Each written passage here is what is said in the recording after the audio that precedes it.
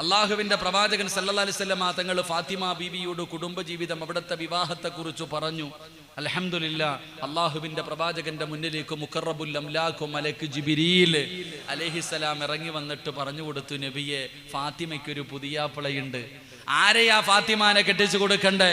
ജിബ്രീൽ എന്ന് പറയുന്ന മലക്ക് തന്നെ വന്ന് പറഞ്ഞു കൊടുത്തു. ഒരുപാട് കോടീശ്വരന്മാർ വന്നു, ഒരുപാട് വലിയ വലിയ സഹാബത്ത് വന്നു, ഒരാൾക്കും അള്ളാന്റെ റസൂല് കെട്ടിച്ചു കൊടുത്തില്ല. എൻ്റെ പ്രിയപ്പെട്ടവരെ, അള്ളാഹുവിൻ്റെ പ്രവാചകൻ സല്ലല്ലാഹു അലൈഹി വസല്ലം തങ്ങളുടെ വീട്ടിൽ കല്യാണ ആലോചന നടക്കുന്നത് അലിയാർ തങ്ങളോട് ആരോ പറഞ്ഞു, അലിയെ, ഫാത്തിമയുടെ കല്യാണ ആലോചനയൊക്കെ നടക്കുന്നുണ്ട്. അലിയാർ തങ്ങൾ 10ാമത്തെ വയസ്സിൽ മുത്തുനബിയുടെ കൂടെ കൂടിയതാ. അലിയാർ തങ്ങൾക്ക് ഫാത്തിമ ബീവിയെ വലിയ ഇഷ്ടമായിരുന്നു. പ്രേമമൊന്നും അല്ലട്ടാ, ഞങ്ങൾ ചിന്തിക്കരുത്. അലിയാർ തങ്ങൾക്ക് ഫാത്തിമ ബീവിയെ വലിയ ഇഷ്ടമായിരുന്നു. അള്ളാഹുവെ പടച്ചവനെ, ആരോ പറഞ്ഞു, അലിയെ, ഫാത്തിമയുടെ കല്യാണ ആലോചനയൊക്കെ നടക്കുന്നുണ്ട്. അലിയാർ തങ്ങൾ ഇത് കേട്ടതും, പടച്ചവനെ, ഒന്ന് ചോദിച്ചാലോ, വലിയ ഇഷ്ടമല്ലേ, ഒന്ന് ചോദിച്ചാലോ. അങ്ങനെ അലി ഇബ്നു അബീ താലിബ് റളിയല്ലാഹു തആല അൻഹു പെണ്ണ് ചോദിക്കാൻ വേണ്ടി മുത്തുനബിയുടെ വീട്ടിൽ വന്നു. നബി സല്ലല്ലാഹു അലൈഹി വസല്ലമ തങ്ങളുടെ വീട്ടിലേക്ക് പെണ്ണ് ചോദിക്കാൻ വന്നു. അള്ളാഹുവിന്റെ റസൂൽ സല്ലല്ലാഹു അലൈഹി വസല്ലമ തങ്ങൾ ഇറങ്ങി വന്നിട്ട് ചോദിച്ചു, എന്തേ അലിയെ ഈ സമയത്ത്? പേടിച്ചു പോയി പാവം, ഒന്നും മറുപടിയില്ല. അലിയാർ തങ്ങളുടെ കയ്യാല് വിറക്കാൻ തുടങ്ങി, പേടിച്ചു. നബിയെ, ഒന്നുമില്ല നബിയെ. റസൂലുള്ളാഹി തങ്ങൾ രണ്ടാമതും ചോദിച്ചു, അലിയെ, നീ എന്തിനാ വന്നേ? അലിയാർ തങ്ങൾ പടച്ചവൻ അപ്പോഴും പേടിച്ചിട്ട് പറഞ്ഞു, നബിയെ, ഒന്നുമില്ല. അള്ളാഹുവിൻ്റെ റസൂൽ സല്ലല്ലാഹു അലൈഹി വസല്ലമ തങ്ങളും അങ്ങോട്ട് ചോദിച്ചു, അലിയെ, എൻ്റെ ഫാത്തിമാനെ നീ വിവാഹം കഴിക്കുമോ? എൻ്റെ ഫാത്തിമാനെ നീ വിവാഹം കഴിക്കുമോ? എൻ്റെ പ്രിയപ്പെട്ട സഹോദരങ്ങളെ, അലിയാർ തങ്ങളുടെ അവസ്ഥ വളരെ പരിതാപകരമായിരുന്നു. അലിയാർ തങ്ങളുടെ അവസ്ഥ വളരെ പരിതാപകരമായിരുന്നു. എന്തേ ജോലി എന്നറിയോ? പുല്ലറുത്തിട്ട് ഉണക്കും. പുല്ലറുത്ത് ഉണക്കിയിട്ട് ആ ഉണക്കിയ പുല്ല് കൊണ്ട് ഒട്ടകവും കുതിരയുള്ള വീട്ടിൽ കൊണ്ടുപോയി വിറ്റിട്ട് കിട്ടുന്ന പൈസ കൊണ്ട് ജീവിക്കണ പാവപ്പെട്ടവനാ. അള്ളാഹുവിൻ്റെ റസൂൽ സല്ലല്ലാഹു അലൈഹി വസല്ലമ തങ്ങൾ ചോദിച്ചു, അലിയെ, എൻ്റെ ഫാത്തിമാനെ നീ വിവാഹം കഴിക്കോ? നബിയെ, ഞാനോ നബിയെ? അലിയെ, വിവാഹം കഴിക്കുമോ? അലിയാർ തങ്ങൾ സമ്മതിച്ചു. രണ്ടാമത്തെ ചോദ്യം, മഹറ് കൊടുക്കാൻ നിന്റെ കയ്യിൽ എന്തുണ്ട്? കേക്കണേ വാപ്പ, കേട്ടോണേ, ഇനി വാപ്പമാർക്കുള്ളതാ. ഫാത്തിമ ബീബി റളിയല്ലാഹു തആല അൻഹയുടെ കല്യാണം ഉറപ്പിച്ചു. റസൂലുള്ളാഹി തങ്ങൾ ചോദിച്ചു, അലിയെ, മഹറ് കൊടുക്കാൻ നിന്റെ കയ്യിൽ എന്തുണ്ട്? അലിയാർ തങ്ങൾ പറഞ്ഞു, നബിയെ, ഒരു ഒട്ടകമുണ്ട്, ഒരു കുതിരയുണ്ട്, ഒരു വാളുണ്ട്, ഒരു പടയങ്കിയുണ്ട്. ഇത് മൂന്നുമല്ലാതെ എൻ്റെ കയ്യിൽ ഒന്നുമില്ല നബിയെ. എന്തൊക്കെ? ഒരു കുതിരയുണ്ട്, ദുൽഫുഖാർ എന്ന് പറയുന്ന ഒരു വാളുണ്ട്, ഒരു പടയങ്കിയുണ്ട്. ഇത് മൂന്നുമല്ലാതെ എൻ്റെ കയ്യിൽ ഒന്നുമില്ല നബിയെ.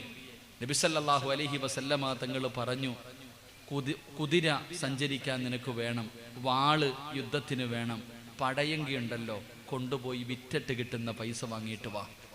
അലിയാർ തങ്ങൾ ഓടിച്ചെന്നു തൻ്റെ വീടിൻ്റെ അകത്ത് നിന്ന് ആ പടയങ്കി ബദറിലെങ്ങാണ്ട വാങ്ങിച്ചു കൊടുത്തതാ മുത്തുനബി. അത് കൊണ്ടുപോയി വിൽക്കാൻ വേണ്ടി കമ്പോളത്തിൽ നിൽക്കുകയാ. അതാ വരുന്നു മഹാനായ സയ്യിദുനാ ഉസ്മാൻ ഇബ്നു അഫ്ഫാൻ റളിയല്ലാഹു തആല അൻഹു. എൻ്റെ അലി ഇവിടെ നിൽക്കണേ, എൻ്റെ കല്യാണം ഉറപ്പിച്ചു, എൻ്റെ നിക്കാഹ് ഉറപ്പിച്ചു. മഹർ കൊടുക്കാൻ ഒന്നുമില്ലാത്തത് കാരണം ഇത് വിൽക്കാൻ വന്നതാ. അവിടെ നിന്ന് ചോദിച്ചു, എത്ര രൂപ? 400 480 രൂപ. ചരിത്രം പറയുന്ന 480 രൂപയ്ക്ക് ആ പടയങ്കി ഉസ്മാൻ തങ്ങൾക്ക് വിറ്റു. ഉസ്മാൻ തങ്ങളും അലിയാർ തങ്ങളും കൂടെ തിരിച്ചു വരുമ്പോൾ പറഞ്ഞു, അലിയെ, ഈ പ്രായം ചെന്ന് എനിക്കെന്തിനാ പടയങ്കി? നീ തന്നെ വെച്ചോ. രണ്ടും കയ്യിൽ കൊടുത്തു. അലിയാർ തങ്ങൾ ആ മഹറുമായിട്ട് അള്ളാഹുവിൻ്റെ റസൂൽ സല്ലല്ലാഹു അലൈഹി വസല്ലം അതുമായി മുത്തുനബിയുടെ മുന്നിൽ ചെന്നു.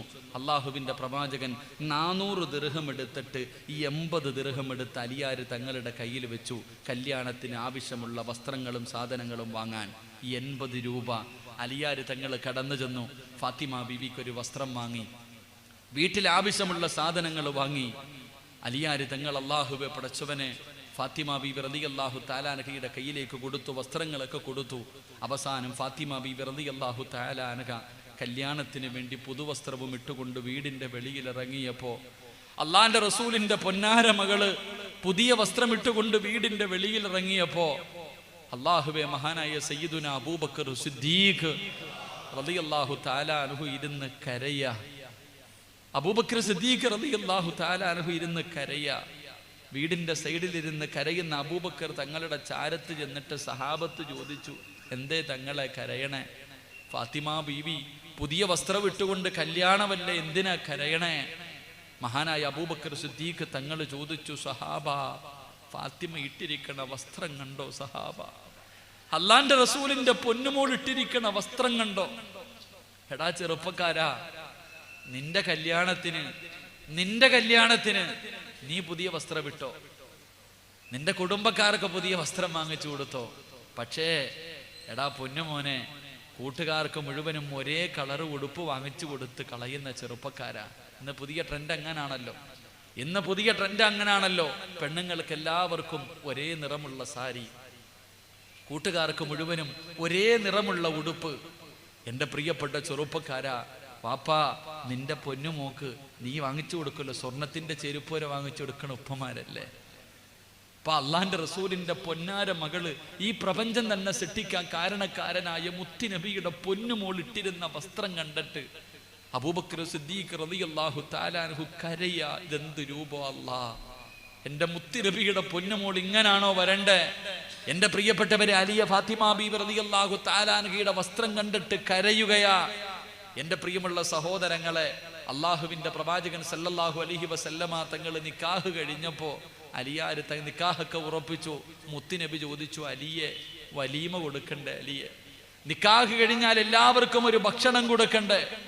അലിയാര് തങ്ങളുടെ കണ്ണ് നിറഞ്ഞുപോയി. ആകെ ഉണ്ടായിരുന്നത് 80 രൂപ. ആ 80 രൂപയ്ക്ക് ആവശ്യമുള്ള വസ്ത്രവും മറ്റുള്ള സാധനവും വാങ്ങിക്കഴിഞ്ഞപ്പോ ഒന്നുമില്ല.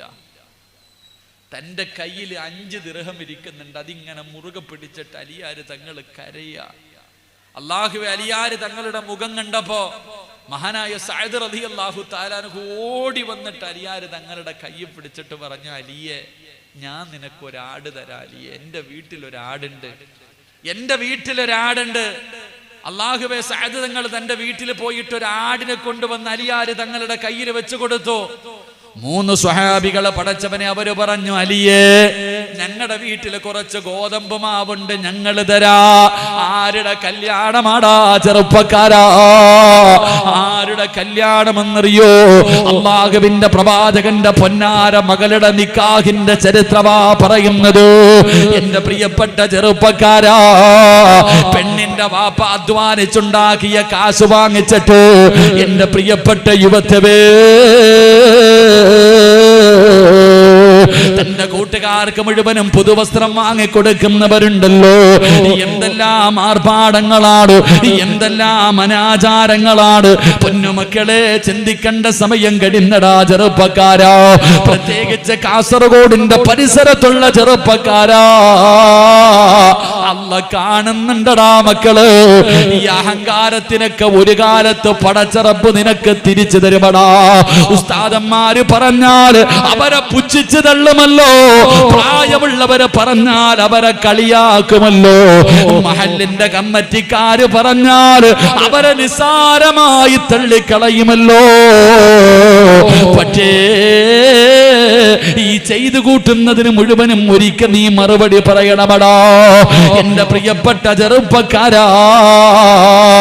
അല്ലാഹുവേ, അലിയാര് തങ്ങള് പടച്ചവനെ 5 ദിർഹം കയ്യിൽ വെച്ചിട്ട് കരയുകയാ. എന്തിനെന്നറിയോ? വിവാഹത്തിന് വലീമ കൊടുക്കാൻ എന്റെ കയ്യിൽ ഒന്നുമില്ലല്ലോ റബ്ബേ. അവിടെന്ന് കരഞ്ഞപ്പോഴാ സഅദ് തങ്ങൾ ആടിനെ കൊടുത്തത്, മറ്റുള്ള സ്വഹാബികൾ ഗോതമ്പ് മാവ് കൊടുത്തത്.